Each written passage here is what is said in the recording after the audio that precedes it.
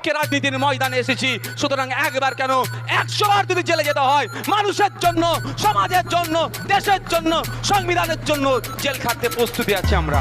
তবে আজকে এই জায়গা থেকে নয়, বিগত দিনে বলেছি, আজকেও বলছি, সমাজ ব্যবস্থা পরিবর্তনের জন্য রাজনীতির ময়দানে এসেছি। কোনো বড় চেয়ারের প্রয়োজন নাই, কারো দালালি করার প্রয়োজন নাই, কোনো মন্ত্রিত্বের প্রয়োজন নাই। সমাজ ব্যবস্থা পরিবর্তন করব। পশ্চিম বাংলা থেকে কত শ্রমিক ভিন্ন রাজ্যে কাজে গিয়েছে, এর ডেটাটা দেন। এত বড় অপদার্থ মন্ত্রী, সেই মন্ত্রীর কাছে এই ডেটাটুকু পর্যন্ত নাই যে আজকের ডেটে পশ্চিম বাংলা থেকে কতজন শ্রমিক ভিন্ন রাজ্যে কাজে গিয়েছে। উত্তর দিতে পারছে না। নওশাদদেরকে জেলের মধ্যে রাখো, যে প্রশ্ন নওশাদরা বিধানসভার মধ্যে করে, আমরা উত্তর দিতে পারি না। সুতরাং আমাদেরকে খারাপ লাগে এদেরকে জেলের মধ্যে রাখো। তবে আজকে এই জায়গা থেকে নয়, সমাজ ব্যবস্থা পরিবর্তন করব। হাজী এসটি মল্লিক হসপিটালের মান উন্নয়ন করব।